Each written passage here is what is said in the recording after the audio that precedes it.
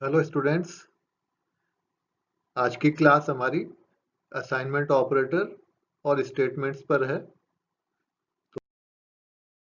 Language में assignment operator और statement क्या होते हैं।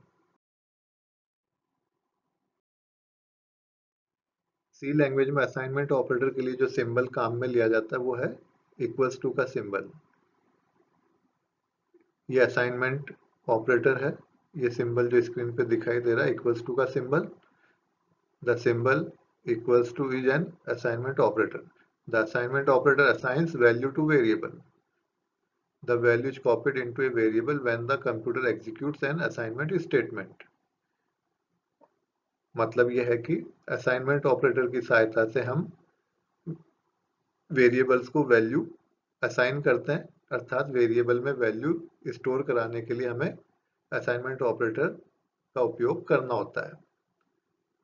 जनरल फॉर्म कैसी होगी इसकी? वेरिएबल का नाम लिखेंगे, असाइनमेंट ऑपरेटर लगाएंगे और डेटा आइटम लिखेंगे। डेटा आइटम से हमारा मतलब है कोई सा भी कांस्टेंट, कोई सा भी वेरिएबल, कोई सा भी एक्सप्रेशन। तो data item can be a constant, another variable, or an expression or a function. The data item must be of same type as the variable to which it is assigned. मतलब यह है कि general form जो अभी हमने देखी कि assignment operator के एक लेफ्ट साइड में वेरिएबल होगा और राइट साइड में कोई कांस्टेंट, कोई वेरिएबल, कोई एक्सप्रेशन हो। और बेसिकली अगर हम इसको जो देखें कि वेरिएबल का नाम और असाइनमेंट ऑपरेटर और एक्सप्रेशन लिखा है तो ये कंप्लीट मिलके बनेगा एक स्टेटमेंट। ये असाइनमेंट ऑपरेटर के राइट साइड में केवल एक्सप्रेशन है और लेफ्ट साइड में एक वेरिएबल है, तो ये पूरा मिलके क्या कहलाएगा? स्टेटमेंट। और कौन सा स्टेटमेंट? क्योंकि असाइनमेंट ऑपरेटर का उपयोग हुआ इसलिए असाइनमेंट स्टेटमेंट। तो general form of an assignment statement is variable name, assignment operator का चिन्ह और एक्सप्रेशन और सेमीकोलन। सी लैंग्वेज में किसी भी वेरिएबल को वैल्यू देने के लिए असाइनमेंट ऑपरेटर तथा स्कैनफ का उपयोग किया जाता है। ये हम पहले भी पढ़ चुके हैं। अभी हम केवल असाइनमेंट ऑपरेटर का ही अध्ययन करेंगे। सपोज एक उदाहरण लेते हैं। हमने लिखा a इक्वल्स टू 5। मैथमेटिक्स में हम इसको साधारण भाषा में ये बोल देते हैं कि a इक्वल्स टू 5, लेकिन सी प्रोग्रामिंग लैंग्वेज में हम कहेंगे कि वेरिएबल a में वैल्यू 5 असाइन की गई है। यहाँ ये जो चिन्ह है इक्वल्स टू का, ये एक असाइनमेंट ऑपरेटर है। तो असाइनमेंट ऑपरेटर के राइट साइड में एक वैल्यू है 5 और लेफ्ट साइड में एक वेरिएबल है जिसका नाम है a। तो असाइनमेंट ऑपरेटर के राइट साइड में कोई कांस्टेंट और लेफ्ट साइड में कोई सिंगल वेरिएबल। तो यहाँ हम क्या कर रहे हैं? वेरिएबल, इसके जो लेफ्ट साइड में वेरिएबल है a, इसमें हम क्या स्टोर कर रहे हैं? 5। हम यहाँ पर वेरिएबल a में 5 को असाइन कर रहे हैं और ये कार्य कौन कर रहा है? ये असाइनमेंट ऑपरेटर। तो असाइनमेंट ऑपरेटर के लेफ्ट साइड में हमेशा एक वेरिएबल होगा, सिंगल वेरिएबल, और राइट साइड में क्या हो सकता है? कोई भी कांस्टेंट, कोई अन्य वेरिएबल या कोई भी एक्सप्रेशन हो सकता है। अब जैसे उदाहरण में लिखा a इक्वल्स टू 5, तो ये a एक वेरिएबल है, ये असाइनमेंट ऑपरेटर है और ये 5 एक कांस्टेंट है। तो असाइनमेंट ऑपरेटर के लेफ्ट में केवल एक वेरिएबल है a और राइट में क्या है? कोई कांस्टेंट। तो वेरिएबल इक्वल्स टू कांस्टेंट, ये वाली जनरल फॉर्म होगी। और यहाँ हो क्या रहा है? कांस्टेंट 5 को वेरिएबल a में असाइन किया जा रहा है। इसी तरह हम एक और उदाहरण लेते हैं। i इक्वल्स टू j लिखा है, तो इसका क्या मतलब है? वेरिएबल j की वैल्यू को वेरिएबल i में असाइन किया जाएगा। यानी वैल्यू ऑफ दिस j की जो वैल्यू है उसको हम कहाँ असाइन कर रहे हैं? i में। असाइनमेंट ऑपरेटर के लेफ्ट और राइट दोनों तरफ क्या है? एक एक वेरिएबल। इसी तरह ये अगला उदाहरण देखिए। इसमें असाइनमेंट ऑपरेटर के लेफ्ट में एक वेरिएबल है जिसका नाम है एरिया और राइट साइड में क्या मौजूद है? एक एक्सप्रेशन। तो जब राइट साइड में कोई एक्सप्रेशन होता है तो उसकी हल करने पर जो वैल्यू प्राप्त होती है उसको असाइनमेंट ऑपरेटर के लेफ्ट में स्थित वेरिएबल में स्टोर किया जाता है। यहाँ भी क्या होगा, यदि हम r की वैल्यू रख दें यहाँ, तो ये 3.14 इंटू आर नाम का जो एक्सप्रेशन है ये हल हो जाएगा, और जो वैल्यू प्राप्त होगी वो कहाँ स्टोर हो जाएगी, एरिया नाम के वेरिएबल में। तो हमने देखो 3 उदाहरण देखे। यहाँ क्या था, a इक्वल्स टू 5 में और i इक्वल्स टू j या area equals to 3.14 into R. आप देखो कि असाइनमेंट ऑपरेटर के लेफ्ट साइड में केवल एक ही वेरिएबल है, a, i और area, single variable.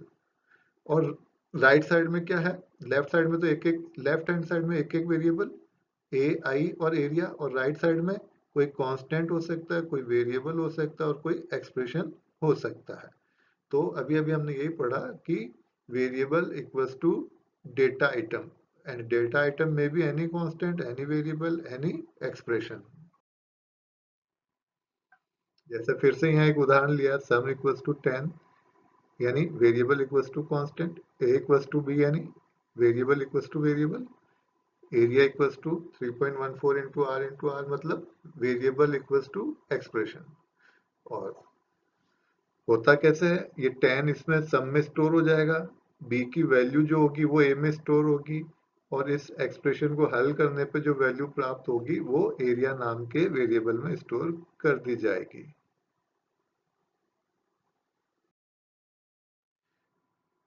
The exception to this rule is that C converts the type of value on the right hand side of this assignment operator to the type on the left. दो exception भी है। साधारणतः तो जिस type का variable right side में है उसी टाइप का कांस्टेंट वेरिएबल या एक्सप्रेशन की वैल्यू होगी, यानी type must be same on both side of this assignment operator. लेकिन दो एक्सेप्शन भी है।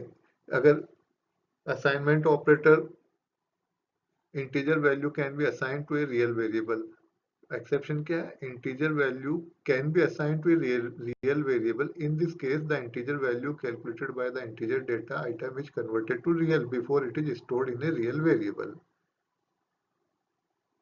कहने का मतलब ये है कि किसी रियल वेरिएबल में हम इंटीजर वैल्यू स्टोर करा सकते हैं, लेकिन जब हम रियल वेरिएबल में इंटीजर वैल्यू स्टोर कराएंगे तो वो रियल की भांति ही स्टोर होगी, यानी विद डेसिमल पॉइंट। इसी तरह दूसरा एक्सेप्शन क्या है, real value can be assign to integer variable, यानी किसी इंटीजर वेरिएबल में हम रियल वैल्यू स्टोर कराएंगे। अब इंटीजर वेरिएबल है तो वो रियल वैल्यू तो रखेगा नहीं, लेकिन हम स्टोर करा रहे हैं रियल वैल्यू, तो क्या होगा, रियल वैल्यू का जो डेसिमल के बाद वाला पार्ट है वो ट्रंकेट कर दिया जाएगा, और जो वैल्यू स्टोर होगी इंटीजर वेरिएबल में वो पूर्णांक के रूप में स्टोर होगी। सपोज कुछ वेरिएबल्स लिए हमने इंटीजर टाइप के, i, j और d तीन वेरिएबल है इंटीजर टाइप के, a, b और k फ्लोट टाइप यानी रियल टाइप के। i की वैल्यू 3 और j की 2 है, मतलब i इंटीजर वेरिएबल है तो इंटीजर वैल्यू, j भी इंटीजर वेरिएबल है तो इंटीजर कांस्टेंट हमने इसमें स्टोर किया है। अब हमने k एक वेरिएबल लिया और इसमें हमने क्या करा, i प्लस j स्टोर कराना। तो अब आप देखिएगा असाइनमेंट ऑपरेटर के राइट साइड में मौजूद है एक एक्सप्रेशन i प्लस j, इसको हल करेंगे तो क्योंकि 3 प्लस 2 डेट इज 5, तो पूर्णांक के रूप में वैल्यू मिली 5। आई क्योंकि इंटीजर, जे भी इंटीजर, इनकी वैल्यूज को आपस में जोड़ा तो मिला 5, वो भी इंटीजर। अब वो वैल्यू स्टोर होगी के में, तो के में 5 स्टोर नहीं होगा क्योंकि के क्या है, रियल। देखिएगा फ्लोट के, तो के क्या है, रियल, तो के में जो 5 स्टोर होगा वो 5.0 के रूप में स्टोर किया जाएगा। k will be assigned to the value 5.0 क्यों, as I plus j gives integer value 5, this integer 5 is converted into real 5.0 then stored in real variable k। तो यहाँ हमें k की वैल्यू मिली 5.0।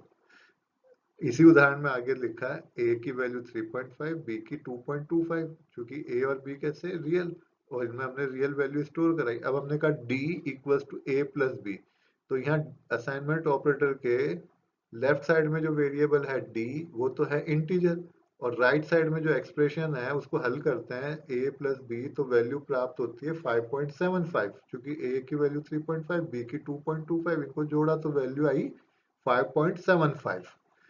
अब ये वैल्यू 5.75 स्टोर की जाएगी डी में, लेकिन डी कैसा है? इंटीजर। तो वैल्यू डी में क्या आएगी? 5.75 में से 0.75 को ट्रंकेट कर देंगे और शेष बची वैल्यू 5 वो आएगी डी में। तो डी में स्टोर हो जाएगा 5। तो अब मैं फिर से बता रहा हूँ, D will be assigned the value 5। क्यों? क्योंकि as a plus b gives real value 5.75, this real 5.75 is truncated into 5 then stored in integer variable d। तो हमने यहाँ क्या दोनों एक्सेप्शंस देखे। जब हमने रियल वेरिएबल में इंटीजर वैल्यू स्टोर कराई तो वो रियल के रूप में स्टोर की गई। इसी तरह हमने इंटीजर वेरिएबल में रियल वैल्यू स्टोर करी तो वो रियल वैल्यू का रियल पार्ट ट्रंकेट करने के पश्चात स्टोर की गई। अब हम देखते हैं initialization and assigning the values in one statement. It is also possible to assign a value to a variable at the time the variable is declared.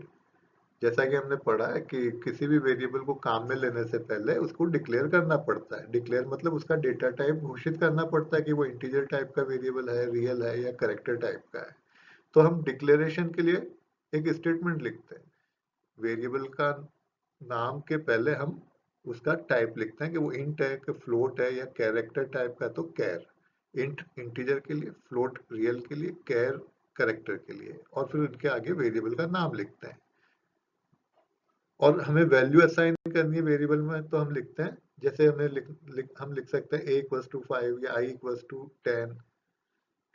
तो ये दो कार्य हम एक ही स्टेटमेंट में कर सकते हैं कि वेरिएबल को डिक्लेयर भी कर दें और उसी स्टेटमेंट में उसमें वैल्यू भी स्टोर कर दें। एक उदाहरण से समझते हैं। मान लीजिए मैंने लिखा इंट a इक्वल्स टू 10। तो एक्चुअल में ये क्या है? मैंने लिखा इंट a, यानी a एक वेरिएबल है, इंटीजर टाइप का घोषित किया है, तो इंट a, सेमीकोलन लगेगा अंत में। फिर मैंने अगला स्टेटमेंट लिखा i इक्वल्स टू 10, अर्थात i में क्या स्टोर किया? 10। अभी अभी हमने देखा कि असाइनमेंट ऑपरेटर के द्वारा हम वैल्यूज असाइन कर सकते हैं वेरिएबल में। तो i इक्वल्स टू 10 अर्थात i में 10 असाइन कर दिया गया। अब ये दो स्टेटमेंट है सी के, this is type declaration statement और दिस इज असाइनमेंट स्टेटमेंट।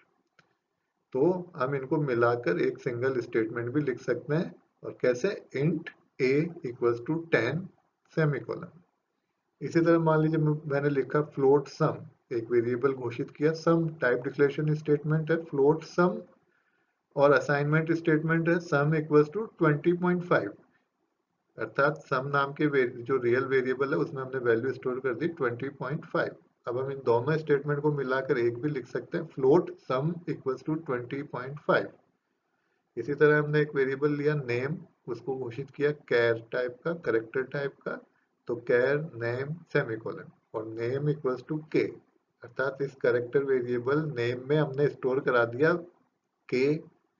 तो इन दोनों स्टेटमेंट को, टाइप डिक्लेरेशन और असाइनमेंट स्टेटमेंट को मिलाकर हमने एक सिंगल स्टेटमेंट लिख दिया कैर नेम इक्वल्स टू के। तो इसका जनरल फॉर्म क्या हो गया? डेटा टाइप वेरिएबल का नाम और असाइनमेंट ऑपरेटर और उसके बाद कांस्टेंट। देखिएगा हमने यही लिखा है, डेटा टाइप इंट फ्लोट कैर, वेरिएबल का नाम a सम नेम, ये असाइनमेंट ऑपरेटर, और उसके बाद राइट साइड में क्या लिखा? कांस्टेंट, जैसे कि 10, 20.5 या k।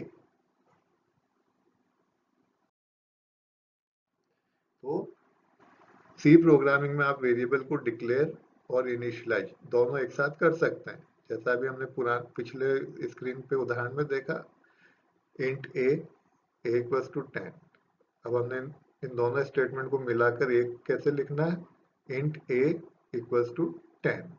तो int a type declaration statement, a equals to 10 assignment statement. उपरोक्त में हमने दो अलग अलग स्टेटमेंट के द्वारा पहले a का नाम वेरिएबल डिक्लेयर किया और उसके बाद उसमें वैल्यू 10 को असाइन किया, जबकि यही कार्य एक ही स्टेटमेंट के द्वारा निम्नानुसार कर सकते हैं, इंट a इक्वल्स टू 10 यहाँ हमने एक वेरिएबल ए को इंटीजर टाइप का डिक्लेयर करने के साथ ही उसमें इंटीजर डेटा 10 स्टोर करने का कार्य भी एक साथ ही एक ही स्टेटमेंट के द्वारा कर दिया है। अर्थात डिक्लेरेशन एंड इनिशियलाइजेशन दोनों कार्य एक साथ एक ही स्टेटमेंट में। Assign multiple variables the same value with one statement. C permits the initialization of more than one variable in one statement using multiple assignment operators. देखिएगा, मान लीजिए मेरे पास तीन वेरिएबल A, B, C तीनों इंटीजर टाइप के और मुझे इनमें वैल्यू स्टोर करानी है 0। तो मैं A equals to 0, B equals to 0, C equals to 0 तीन स्टेटमेंट लिखने की बजाय मल्टीपल असाइनमेंट ऑपरेटर का यानी एक से अधिक असाइनमेंट ऑपरेटर का उपयोग करते हुए एक ही स्टेटमेंट के द्वारा तीनों में वैल्यू स्टोर करवा सकता हूं। मैंने लिखा A equals to B equals to C equals to 0, तो इसका मतलब वही है कि A equals to 0, B equals to 0 और C इक्वल्स टू 0। तो C permits the initialization of more than one variable in one statement using multiple assignment operators. तो int abc और a equals to b equals to c equals to 0। तो यहाँ क्या हो रहा है, we are assigning the value 0 to the variable a, b and c in a single statement. इसे एक और उदाहरण द्वारा समझते हैं। दो वेरिएबल लिए i और j, i equals to 5, j equals to 5। ये हमें कार्य करना है, i में भी 5 स्टोर करना है, j में भी 5 स्टोर करना है। तो हम क्या लिख सकते हैं इसकी बजाय हम लिख सकते हैं इंट i j और अगला स्टेटमेंट लिख सकते हैं i equals to j equals to 5। तो i equals to j equals to 5 statement के द्वारा वेरिएबल i तथा j दोनों में एक साथ वैल्यू 5 को असाइन किया गया है। हमने यहाँ मल्टीपल असाइनमेंट ऑपरेटर काम में लिए हैं, एक से अधिक, और उसकी सहायता से एक से अधिक वेरिएबल को एक ही प्रकार की वैल्यू स्टोर कराइए 5, लेकिन एक ही स्टेटमेंट में with the help of multiple assignment operator. लेकिन हमें यहाँ ये भी ध्यान रखना है, हम एक वेरिएबल को एक साथ एक से अधिक वैल्यूज नहीं दे सकते। जैसे ये गलत है। कैसे गलत है, int a equals to 5 equals to 10। तो इसका मतलब हम क्या कोशिश कर रहे हैं कि a में 5 भी स्टोर कर रहे हैं, उसी समय हम a में 10 भी स्टोर कर रहे हैं, जो कि गलत है। यहाँ इंटीजर वेरिएबल a को एक ही समय में दो वैल्यूज 5 और 10 असाइन कर रहे हैं, जो कि गलत है। गलत इसलिए है कि एक वेरिएबल में एक समय में एक ही वैल्यू स्टोर की जा सकती है। तो इंट a लिखने का मतलब है कि एक इंटीजर वेरिएबल है, तो उसमें या तो 5 हो सकता है या 10 हो सकता है एट ए टाइम, दोनों एक साथ नहीं हो सकते। इसलिए हमें ये ध्यान रखना है कि हम एक वेरिएबल को एक साथ एक से अधिक वैल्यूज नहीं दे सकते हैं। कोई भी वेरिएबल एक समय में एक ही वैल्यू को स्टोर कर सकता है, दूसरी नई वैल्यू देते ही पुरानी वैल्यू समाप्त हो जाती है, अर्थात ओवरराइट हो जाती है। हमने लिखा इंट a, तो a नाम की एक मेमोरी लोकेशन क्रिएट होती है और उसका टाइप कैसा होता है, इंटीजर टाइप। अब a इक्वल्स टू 5 हमने लिखा, यानी we are assigning the value 5 to the variable a, तो उस मेमोरी लोकेशन में 5 स्टोर कर दिया जाएगा, क्योंकि इंटीजर लोकेशन है, इंटीजर 5 स्टोर हो गया। अब हमने अगला स्टेटमेंट लिखा इक्वल्स टू 10, तो अब a नाम की जो मेमोरी लोकेशन है, वहां जो पहले से 5 था वो खत्म हो जाएगा, ओवरराइट होकर वहां क्या स्टोर हो जाएगा, 10। क्योंकि ये जो वेरिएबल है a इंटीजर टाइप का है और उसमें एक समय में एक ही वैल्यू स्टोर की जा सकती है। जो ही हम उसमें दूसरी वैल्यू स्टोर करेंगे तो पुरानी वैल्यू ओवरराइट हो जाएगी, समाप्त हो जाएगी और नई वैल्यू इसमें स्टोर हो जाएगी। तो इस प्रोग्राम सेगमेंट में इसमें हमें a का आउटपुट क्या a में क्या मिलेगा, तो वेरिएबल a में 10 स्टोर होगा, यानी a की वैल्यू फाइनली क्या रहेगी, 10, क्योंकि अंत में हमने 5 की जगह a में 10 स्टोर कर दिया है। तो हमें ये ध्यान रखना है, कोई भी वेरिएबल एक समय में एक ही वैल्यू को स्टोर कर सकता है। Thank you students.